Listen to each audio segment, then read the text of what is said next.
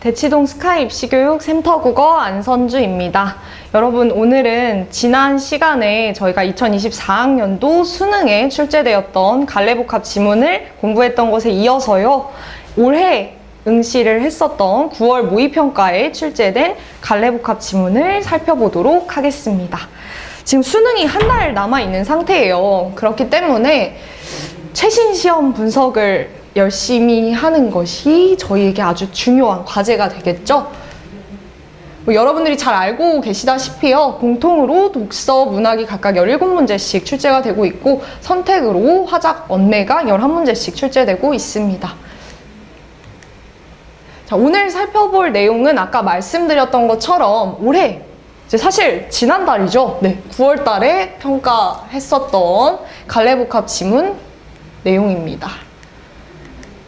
우선 이제 문제를 훑어보시면 나 작품에 대해서 보기가 제시가 되어 있었어요. 그래서 나 작품의 보기를 먼저 확인을 하고, 나 작품을 확인한 이후에 가시 같은 경우에는 보기가 제시되어 있지 않았죠. 가시를 확인해 주시고 그 다음에 이제 마지막 수필을 처리해 보도록 하겠습니다. 그러면 25번의 보기를 먼저 함께 보시도록 할게요. 이 시에서 성년이 된 화자는 얼음 아래 물고기를 보면서 유년 시절의 생가를 회상한다 라고 이야기하고 있네요. 그럼 이때 여기까지 보고 저희가 파악해야 될 내용은요, 화자는 지금 물고기를 바라보고 있는 상황이고요. 이때 물고기의 역할은 유년을 회상하는 매개체가 되겠죠. 화자는 물고기의 움직임을 지켜보면서 물고기 내의 여기저기를 보는데요. 계속해서 관찰이 지속이 될 거예요. 그리고 물고기 내의 모습에 화자의 생가에 대한 기억이 겹쳐진다라고 얘기하네요. 이 두 가지가 겹쳐진대요. 물고기 내에, 그리고 화자의 생가에 대한 기억이 겹쳐진다. 이 두 가지를 거의 동일시해서 이야기를 하게 된다라는 것이에요. 화자는 자신을 물고기에 투영하면서 직접적으로 제시되고 있죠. 성년이 된 지금도 여전히 생가에서의 시린 기억을 간직하고 있는 자신을 발견한다. 여러분, 이 부분에서 화자의 정서를 파악하고 작품으로 들어가셔야 됩니다. 화자의 정서 어때요? 시린 기억을 가지고 있대요. 그렇기 때문에 유년에 대해서 부정적인 모습이 형상화될 수가 있겠죠. 여기까지 파악을 해주시고 나 작품을 한번 살펴보도록 하겠습니다.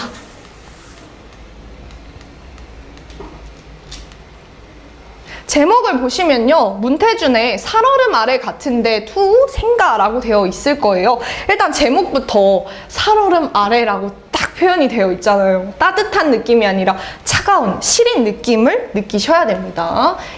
겨울 아침 언 길을 걸어, 배경이 딱 제시가 되고 있죠. 물가에 이르렀다. 왜요? 이 사람 물고기를 통해서 회상하게 된다라고 했으니까요. 물가라는 공간이 제시가 되고 있어요. 나와 물고기 사이 창이 하나 생겼다. 물고기네 지붕을 튼 살얼음의 창. 여러분, 살얼음의 창은 A에서 밑줄이 쳐져 있기 때문에 이 의미를 잘 이해를 해주셔야 되는데요. 그러니까 이제 살얼음이 얼어있는 그 물가를 들여다보고 있는 모습 있죠? 그 안이 집처럼 형상화가 되고 있는 상태예요. 투명한 창 아래에 물고기네 방이 한눈에 훤했다. 그러니까 방이 그렇게 넓지도 않은 것 같아. 그쵸? 한눈에 이렇게 딱 보이는 상황이에요. 근데 이때 그 모습이 나의 생각 같았다라고 표현하고 있습니다. 이 부분에서 물고기를 통해서 유년을 회상하면서 물고기네와 나의 어린 시절 생가를 동일시하고 있는 모습을 확인하실 수 있죠. 창으로 나를 보고 생가의 식구들이 나를 못 알아보고, 여러분 어때요? 식구들이 나를 못 알아보는 상황이래요. 나도 가족인데 왜 날 몰라줘? 그쵸? 사방 쪽방으로 흩어졌다. 부정적인 상황들이 계속 연달아서 제시가 됩니다. 젖을 갓댄 어린 것들은 찬 마루서 시린 기억과 연관이 되는 시어라고 파악해 볼 수 있겠죠. 그냥 저냥 그네끼리 놀고, 지금 뭔가 어른들의 보살핌, 손길을 받지 못하고 있는 상황이라는 걸 아실 수 있을 겁니다. 그리고 이제 이후 내용을 살펴보시면요. 어미들은 물속 쌓인 돌과 돌 그 틈새로 그걸 깊은 데라고 때로 들어갔대요. 여러분, 이때 나 혼자만 이곳에 안 들어간 거야. 그럼 어때요? 내가 지금 고립되어 있는 상태겠죠. 고독을 느끼는 상태인 거예요. 나는 외로운 상태였구나. 나를 못 알아보고 무슨 급한 궁리를 하느라 비좁은 구석방에 빼곡히 서서 여기까지 이제 유년의 모습을 쭉 형상화하고 그 다음 이제 마지막 부분을 보시면 마음아라고 해서 마음이라는 것을 구체적인 청자로 설정을 해서 의인화한 표현을 제시하고 있는데요. 너도 아직 이 생가에 살고 있는가? 마음아, 너도 살고 있는가? 이런 것도 여러분 영탄적인 어조에 포함된다라는 것 캐치하고 넘어가셔야 돼요. 이렇게 호명을 한 이후에 뭐뭐 하는가? 라고 해서 이때 영탄적인 어조는 감탄이 아니라 한탄에 가까운 그러한 어조라고 볼 수 있겠죠. 그러니까 이 사람 지금 어떤 상태예요? 아직도 생가에서 겪었던 그런 시린 기억이 마음속에 남아있는 상태예요. 그리고 이제 마지막 행을 보시면 시린 물속 시린 물고기에 눈을 달고 시린 물고기의 눈이 내 마음속에 아직도 박혀있는 상태다. 그래서 시의 내용을 어렵지 않게 파악하실 수 있었을 것 같습니다. 지문 해설 잠시 보고 넘어가면요. 나는 물가의 살얼음 아래 있는 물고기 떼를 본 화자가 유년 시절을 회상한 내용과 감정을 담고 있다라고 이야기를 하고 있습니다. 그래서 이때 물고기네 방과 물고기 떼를 생가 그리고 가족과 동일시하고 있다라는 것이 이 시의 가장 큰 포인트였다라고 생각하시면 될 것 같습니다. 그리고 이때 화자의 주된 정서는 서글픔, 슬픔, 외로움 이런 것들이 되겠죠. 다 작품에 대해서는 보기가 제시가 되어 있었는데요. 저희 현대 시를 먼저 확인하고 수필로 넘어가 볼게요. 가작품의 경우는요. 여러분들이 되게 잘 알고 계시는 작품일 수도 있어. 왜요? 백석이라는 시인의 작품이거든요. 백석 시인은요. 당연히 한 번씩 공부해봤을 법한 아주 유명한 시인이죠. 그렇기 때문에 이 작품에 대해서는 따로 보기를 제시해주지 않은 거라고 생각을 하시면 될 것 같아요. 백석 시인의 기본적인 시색에 잠깐만 짚고 넘어가면요. 백석의 경우에는 여러분 시대적인 배경 다 기억하시죠? 일제 강점기라는 암울했던 시기에 유명한 시인입니다. 근데 일제강점기에는 일제의 억압으로 인해서 자신의 고향을 잃고 떠돌아다니게 되는 사람들이 아주 많았어요. 그래서 백석 시인이 바로 그러한 유랑의 정서를 다룬 대표적인 시인이다. 요것만 기억을 좀 해주세요. 그리고 이러한 내용이 이 작품에도 그대로 반영이 되어 있습니다. 그러면 한번 1년부터 살펴보도록 할게요. 아득한 옛날에 나는 떠났다. 지금 옛날에 대해서 뭔가 회상하면서 시작이 되고 있네요. 부여를, 숙신을, 발해를, 여진을, 요를 점점점점점 여러 가지가 구체적으로 열거가 되고 있는데요. 이때 지금 열거되고 있는 것들이 어떤 요소인지를 파악하셔야 될 거예요. 부여, 발해 이런 것들은 우리 잘 알잖아요. 어디예요? 북쪽에 있는 나라들이야. 제목이 북방에서 어쩌고 여쩌 그쵸? 그래서 이렇게 구체적으로 열거된 것들은요. 북방을 나타내는 시어들이었습니다. 이러한 북방을 떠났다라는 거예요. 북방을 떠날 수밖에 없었던 상황에 대해서 말하고 있는 거겠죠. 근데 이때 떠나면서의 모습이 어떠냐면요. 범과 사슴과 너구리를 배반하고. 근데 여러분 배반하는 거는 긍정적인 의미로 느껴지지 않죠. 그쵸? 부정적인 느낌으로 느껴지실 거예요. 그 다음 행을 보셔도 마찬가지입니다. 이러한 것들을 속이고 나는 떠났대요. 그럼 이때 나의 모습은요, 별로 긍정적인 것으로 느껴지지 않을 것 같아요. 나는 그냥 전부 다 내버려 두고 가버린 거예요. 떠나버린 거예요. 그래서 나는 그때 자작나무와 이깔나무에 슬퍼하던 것을 기억한다. 여러분, 자작나무, 이깔나무 얘네들은 슬퍼할 수가 없는 애들이야, 사실은. 그쵸? 자연물이에요, 자연물. 지금 여기에서 의인화해서 표현을 해주고 있는데요. 왜 이런 의인화를 사용하고 있는지를 보셔야겠죠? 이것을 통해서 정서를 이끌어내고 있다라는 것. 얘네들이 슬퍼했대. 내가 떠나는 것을 보고 그것을 기억한대요. 그리고 이제 다음행 보시면 갈대와 장풍에 붙들던 말도 잊지 않았다. 얘네들이 나를 붙잡으려고 했나 봐요. 그래서 내가 그것을 잊지 못하고 있는 상태예요. 그러면 이때 나는 이렇게 나를 보내는 것에 대해서 슬퍼하고 막 붙들려고 하는데도 불구하고 배반하고 속이고 떠났잖아요. 그쵸? 그래서 이 떠났던 행위에 대해서 뭔가 반성하거나 성찰해 볼 수 있겠죠. 그리고 이제 디귿 부분을 볼게요. 오로촌이 맷돌을 잡아 나를 잔치에 보내던 것도, 솔론이 심리길을 따라 나와 울던 것도 잊지 않았다. 잔치를 해서 보냈고요. 내가 가는 모습을 보고 막 울었어. 나에 대한 애정이나 사랑 같은 것들이 좀 느껴지시겠죠. 그런데도 불구하고 화자는 떠났었던 거야.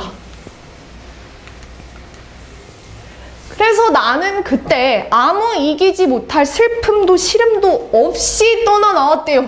여러분, 이 리을 부분 잘 보셔야 돼요. 그때 당시에는, 내가 지금 떠올리고 있는 시기가 아니라 그때 당시에는 어때요? 슬픔도 시름도 없었다라고 얘기를 해요. 그것을 느끼지 못하는 상태였던 거야. 그때 당시에는 뭐 배반하고 속이고 하는 것들에 대해서 별 생각이 없었던 상태예요. 이때는 별 생각이 없었어. 다만 게을리 먼 앞대로 떠나 나왔다. 그리하여 따사한 햇기에서 하얀 옷을 입고 매끄러운 밥을 먹고 단샘을 마시고 낮잠을 잤다. 여러분, 이 모습 어때요? 너무 여유로운 모습이죠. 막 사람들은 나 가지 말라고 막 슬퍼하고 붙잡으려고 하고 그랬는데 나는 떠나와서 이렇게 여유로운 모습이. 밤에는 먼 개소리에 놀란하고 아침에는 지나가는 사람마다에게 절을 하면서도 나는 나의 부끄러움을 알지 못했다라고 이야기합니다. 이것을 지금에 와서 말하고 있는 상태이기 때문에 지금은 어때요? 지금은 그때 나의 행동에 대해서 부끄러움을 느낀다라는 거겠죠. 이 부분에서 화자는 당시의 일을 성찰하고 반성하고 있구나 라는 것을 확인하실 수 있을 겁니다. 그동안 돌비는 깨어지고 많은 금은보화는 땅에 묻히고 가마귀도 긴 족보를 이루었는데 이리하여 또 아득한 새 옛날이 비롯하는데, 그러니까 지금 아주 많은 시간이 흘렀다라는 걸 얘기하고 있죠. 이제는 참으로 이기지 못할 슬픔과 시름에 쫓겨. 여러분, 앞에서 뭐라고 했어? 이 슬픔과 시름이 없이 그냥 떠났었다라고 얘기를 했어요. 근데 이 부분에 와서 지금 변화를 보이고 있죠. 원래는 슬픔과 시름이 없었는데, 이런 것들이 없었는데 이제는 어때요? 생겼어. 그래서 나는 나의 옛 하늘로, 땅으로, 나의 태반으로 돌아왔으나 내가 떠났었던 어디가 되겠어요? 북방의 공간이 되겠죠. 나는 북방으로 지금 돌아왔는데 문제는 뭐예요? 마지막 부분 봅시다. 이미 해는 늙고 달은 파리하고 바람은 미치고 볼의 구름만 혼자 넋없이 떠도는데, 지금은 어때요? 옛날의 북방의 모습하고 완전히 달라져 있는 상태예요. 뭐 아까 앞서 말했지만 시대적인 배경을 생각해 본다면 일제의 그런 억압이나 수탈로 인해서 예전의 모습과 달라져 있는 상태를 생각해 보시면 되겠죠. 물론 그걸 모르고 계신다고 하더라도 이미 늙고 파리하고 미치고 너 없이 떠돈다 라는 이러한 시적 정황을 통해서 충분히 파악하실 수 있을 겁니다. 그래서 과거와 현재가 완전히 다르구나. 현재는 과거의 모습이 아니구나. 그래서 마지막에 지금 후회하는 모습으로 제시가 되고 있습니다. 그리고 이제 맨 마지막 비읍 부분 볼게요. 나의 조상은, 형제는, 일가 친척은, 정다운 이웃은. 여기서 또 지금 뭐 해주고 있는 거예요? 열거해주고 있어. 그쵸? 근데 이러한 것은, 나의 자랑은, 나의 힘은 이제 어때요? 이제 없다. 그러니까 이 사람이 지금 이에 대한 슬픔을 느끼겠죠. 바람과 물과 세월과 같이 지나가고 없다. 바람, 물, 세월에 지금 빗대어서 이러한 과거가 전부 다 사라졌음을 이야기하고 있어요. 그래서 여기까지 이제 작품 내용을 살펴보셨고요. 지문 해설 보시면 가는 화자의 삶을 통해 일제강점기에 암담한 현실에서 유민으로 살아가는 민족의 회환을 형상화하고 있다라고 얘기를 하고 있죠. 부정적인 정서가 시 전반에 깔려 있었습니다. 그래서 북방을 떠나서 한반도에 정착하던 상황을 떠올리고 그때의 모습을 뭐하고 있다? 성찰하고 있었습니다. 그래서 우리 민족의 현실을 드러내는 작품으로서 출제가 되었고요. 여기까지 이제 현대시를 살펴보고 가, 나 지문을 읽고 처리하실 수 있는 문제는 처리를 하셨어야 됩니다. 그리고 이제 다작품에 대한 보기를 한번 살펴보도록 할게요. 네, 27번의 보기를 보도록 하겠습니다. 여러분, 이문원 노종기는 이문원의 늙은 나무가 인간의 도움을 받아 오랫동안 무성하게 자라고 있는 점에 착안한 글입니다. 그래서 중요한 건 뭐겠어? 서로 다른 생명체가 각각 이익을 주거나 받는 현상을 중심으로 다시 읽어보려고 해요. 이런 관점에서 감상해 볼까요? 라고 질문을 던지고 있네요. 그러면 그래서 저희가 주목해야 할 포인트는 뭐다? 인간, 그리고 뭐 여기서는 늙은 나무로 제시가 되고 있죠? 나무. 얘네들이 각각 이익을 주고받는 현상이 있대요. 주고받는 것이 있다. 그래서 인간과 나무가 뭐한다? 상생하게 된다라는 거에 집중해서 이 글을 읽어주셔야겠죠. 얘를 바탕으로 한번 내용을 살펴보도록 할게요.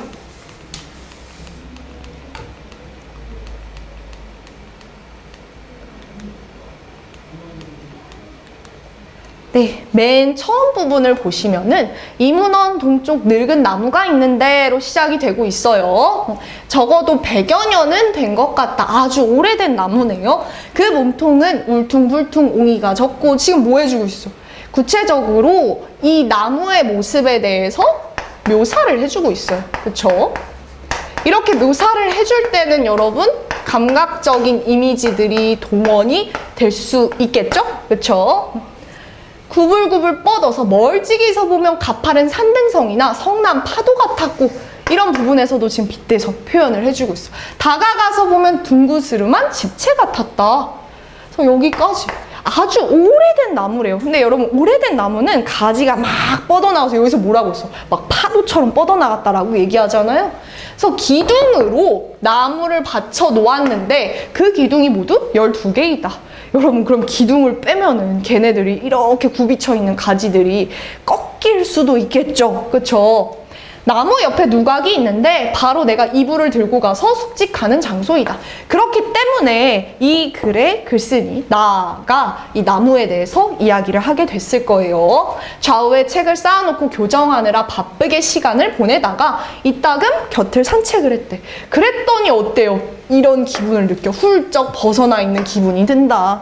이 사람이 뭔가 지금 바쁘게 시간을 보내다가 이 나무를 통해서 여유로움을 느끼고 있는 거야. 여유로움. 그러면 이때 우리가 확인할 수 있는 건 뭐예요? 나무가 인간에게 주고 있는 이익은 뭐예요? 뭔가 홀가분한 느낌, 여유로움 이런 것을 준다라고 할 수 있겠죠? 다음 내용으로 넘어가서 하루는 내가 동료에게 다음과 같이 말했다. 이 나무는 정말 특이하군. 대체로 풀과 나무가 살아가려면 제각기 몸을 보존하는 계책이 있기 마련일세. 풀명자나 배, 귤, 유자, 사과나 석류 같은 구체적인 것들도 열거가 되고 있어요. 이런 나무들은 열매가 커도 충분히 무게를 감당할 수 있대요. 그런데 하지만 질경이나 냉이, 강아지 풀 같은 풀들은 살아가려면 땅바닥에 붙어 있어야 하네. 그러니까 결국에 몸을 보존하는 계책이 있는 애들은 스스로 살아갈 수도 있겠지만 얘네들은 스스로 살아갈 수도 있겠지만 반대로 어때요? 그런 것이 없는 친구들은 무언가의 도움을 받아야 한다라는 의미가 되겠죠. 그래야 말발굽이 짓밟거나 수레가 밟고 지나가도 더 손상을 입지 않지. 그래서 이제 이 부분 볼까요? 조물주가 이 나무에게는 사람의 손을 빌려 운전하도록 한 것인가? 라고 질문을 던지고 있어요. 그래서 이때 나무가 인간에게 받고 있는 이득은 이러한 지지라고 할 수 있겠죠? 그래서 마지막 부분 살펴볼게요. 아, 내가 암소의 뿔을 보니 라고 해서 지금 깨달음을 느낀 것을 되게 감탄하듯이 표현을 해주고 있어. 암소의 뿔을 보니 뿔이 구부러져 안쪽으로 향했는데 심한 것은 사람이 반드시 톱으로 잘라내야만 광대뼈를 뚫는 걱정을 모면하였대요. 그럼 이때 암소하고 사람의 관계가요, 여러분, 앞에서 제시됐던 인간과 나무의 관계 있죠? 이거하고 같이 동일하게 제시가 되고 있다라는 것을 확인하실 수 있을 겁니다. 그래서 마지막 부분 볼게요. 나는 저 깊은 산 중 인적 끊긴 골짜기에 이렇듯이 번성하게 자란 늙은 나무를 아직까지 보지 못했다. 그래서 인간의 도움이 있었기 때문에 이렇게 번성하게 자랄 수 있었겠다. 그래서 상생의 중요성을 이야기하는 내용이었습니다. 그러면 이제 지문 해설 한번 확인해 보도록 할게요. 주제 보시면요, 의지하고 사는 삶의 중요성 딱 나와 있죠. 이 부분 볼까요? 홀로 생존할 수 있는 존재도 있지만 암소와 인간, 나무처럼 서로 도와야 살아갈 수 있는 존재가 있음을 강조하고 있는 그러한 글이었습니다. 그러면 여기까지 이제 작품들을 살펴보았고요. 문제로 넘어가도록 할게요. 문제 같은 경우에는 저희가 정답 선지 확인하고 넘어가도록 하겠습니다. 더 자세한 분석은요, 이제 스카이 입시교육 현장에서 함께 하실 수 있어요. 일단 22번 문제는 가, 다의 공통점으로 가장 적절한 것을 물어보고 있네요. 표현상 특징을 묻고 있어요. 네, 가장 적절한 선지는 3번이었습니다.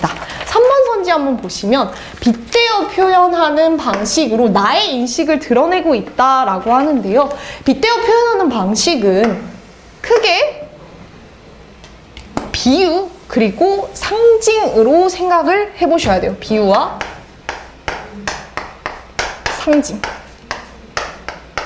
네, 이제 현대 시를 저희가 읽으면서 비유와 상징은 쉽게 찾을 수가 있었고요. 수필에서도 나무와 인간의 관계, 그리고 암소와 인간의 관계가 같이 빗대어서 놓여져 있었다라는 점 파악하실 수 있었을 겁니다.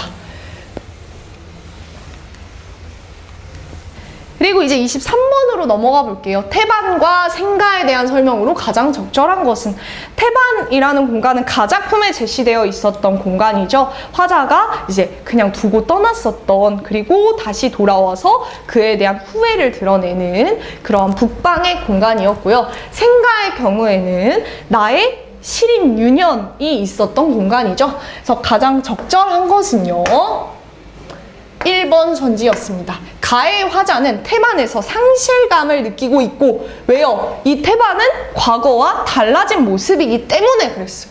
그리고 나의 화자는 생가에서 서글픔을 느끼고 있었다. 그렇기 때문에 그것이 지금까지 지속되고 있는 상태였다라고 생각을 하셔야 됩니다.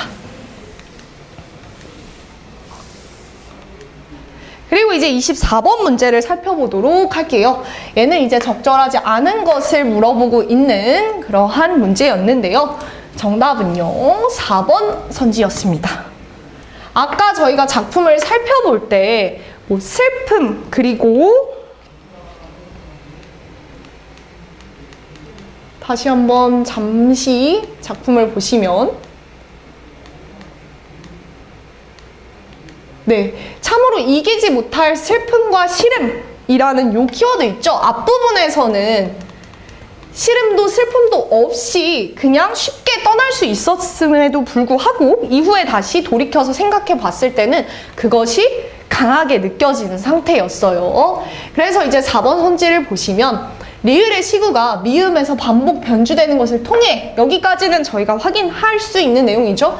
다만 상반된 상황이 시간의 추이에 따라 일치되는 과정을 드러내고 있다라는 설명은 적절하지 않습니다.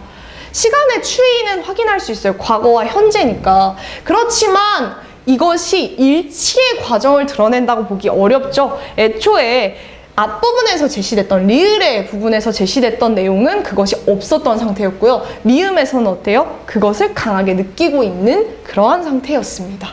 그래서 상반된 상황은 확인할 수 있으나 일치되는 과정은 확인하기 어려웠습니다. 25번 문제를 한번 살펴보도록 할게요. 얘는 저희가 보기를 통해서 미리 문제를 한번 살펴보셨을 수도 있는 그런 문제인데요. 25번 역시 정답은 4번 선지였습니다.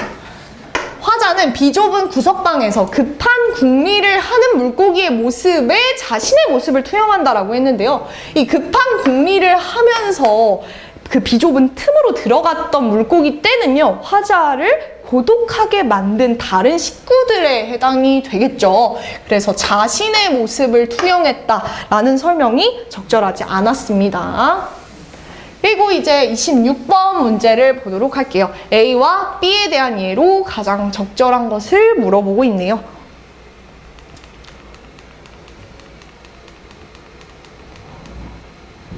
B는 기둥이었고요. A는 살얼음의 창이었습니다. 살얼음의 창과 기둥에 대해서 한번 파악해 보도록 할게요.